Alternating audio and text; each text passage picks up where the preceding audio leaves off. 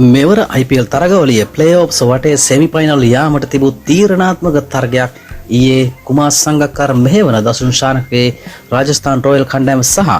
දඟ පන්දුවේ රජු ලෙස සැලකෙන මුත්තයා මුරලිදරන් මෙහෙවන ඒෂාන් මාලිංගගේ සන්රයිසර්ස් හයිදරාබාද් කණ්ඩායම අතර ඊයේ පැවැත්වුණා. මෙවර තරගාවලිය උඩු යටිකුරු කරපු සුපිරි කණ්ඩායම් දෙකක් ක්‍රීඩා කළ මෙම තරගයේ කාසිය වාසිය දිනු සන්රයිසර්ස් හයිදරාබාද් පළමුව පන්දු යැවීමට තීරණය කළ අතර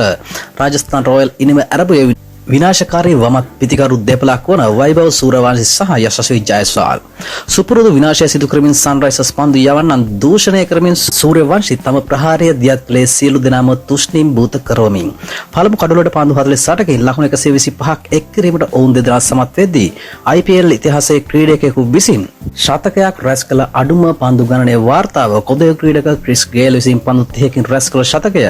ළඟටම පැනී වෛභව සූරවංශි අවාසනාවන්ත ලෙස පන්දු 29කදී ලකුණු 97කට දැවී ගියේ රාජස්ථාන් රොයල් පළමු කඩොල ලෙසින්.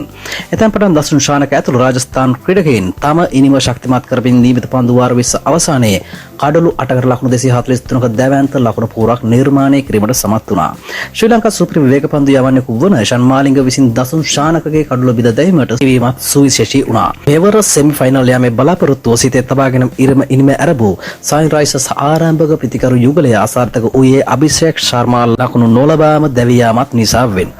නමුත් ඉෂාන් කිෂාන්ගේ දැවැන්ත 6 පහරවල් සහිත වේගවත් ඉනිම නිසාවෙන් යම් බලාපොරොත්තුවක් ඇති කරමින් තරගයේ දෙපිලටම විවෘත වුණා. නමුත් ඉෂාන් කිෂාන්ගේ දැවීමත් සමග සන්රයිසර්ස් කඩලු 5ක ලකුණු 81ක් තුළ බිඳ වැටුනේ තරගාවලියේ වැඩිම ලකුණු ලාභියෙකු වන හෙන්රිච් ක්ලාසන්ද අසාර්ථක වෙමින්. 6 වන කඩුල්ලට වේගවත් ලකුණු 56ක් එක් කළත් ජයග්‍රහණයට එය ප්‍රමාණවත් නොවීම නිසාවෙන් අවසානයේ සන්රයිසර්ස් හයිදරාබාද් ඉනිම ලකුණු 196කට සීමා වූයේ මෙවර තරගාවලියේ මුත්තයා මුරලිදරන් සහ ඒෂාන් මාලිංග ඇතුළු සන්රයිසර්ස් හයිදරාබාද් කණ්ඩායමේ